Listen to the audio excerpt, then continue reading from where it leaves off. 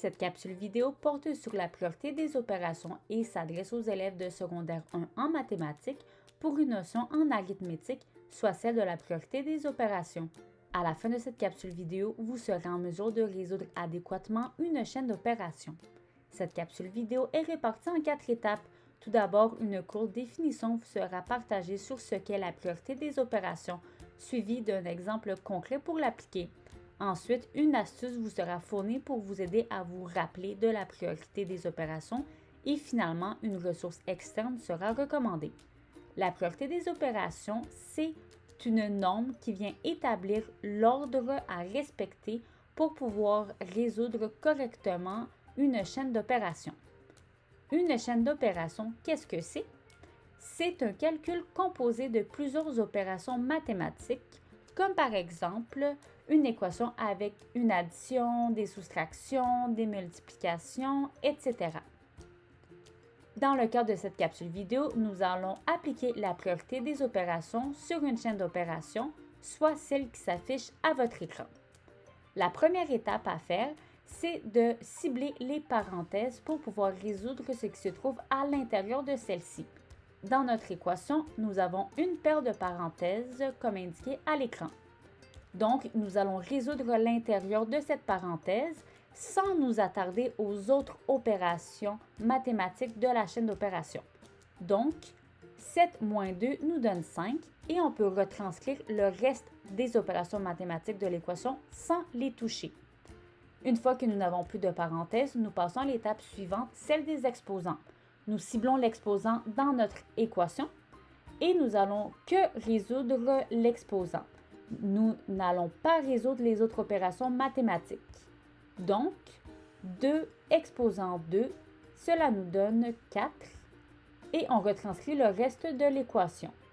Une fois que nous n'avons plus d'exposants, nous pouvons passer à l'étape suivante, celle de la multiplication et de la division. Dans notre chaîne d'opérations, nous avons une multiplication et une division. Lorsque vous avez un ou plusieurs multiplications et divisions au sein d'une même chaîne d'opérations, vous devez les résoudre une par une en allant de la gauche vers la droite. Dans notre cas-ci, nous allons pouvoir débuter par la multiplication, donc 5 fois 4 nous donne 20. Une fois que cela est fait, nous allons pouvoir résoudre la division. 20 divisé par 4 est égal à 5. Une fois que nous n'avons plus de multiplication ni de division, nous pouvons passer à l'étape suivante et la dernière étape, soit celle de l'addition et de la soustraction.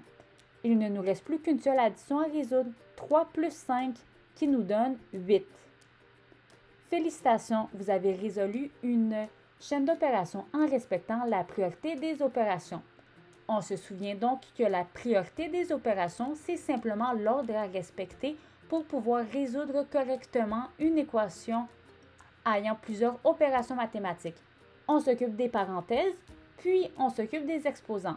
Finalement, on peut s'attaquer aux multiplications et aux divisions. Faites attention, lorsqu'il y a plusieurs multiplications et aux divisions, vous devez les résoudre une par une en allant de la gauche vers la droite. Une fois que cela est fait, vous allez pouvoir finalement vous attaquer aux additions et aux soustractions. Dans cette situation-ci, vous devez également les résoudre une par une en allant de la gauche vers la droite. Une petite astuce mnémotechnique existe pour vous aider à vous souvenir de l'ordre. Si vous prenez la première lettre de chaque opération et que vous les placez dans l'ordre auquel vous devez les résoudre, cela vient former l'acronyme PEMDAS. Donc, P pour parenthèse, E pour exposant, M pour multiplication, etc. Pour ceux et celles souhaitant approfondir leur connaissance en la notion, ou bien pour pouvoir accéder à plus d'informations, je vous invite à visiter le site d'Alloprof.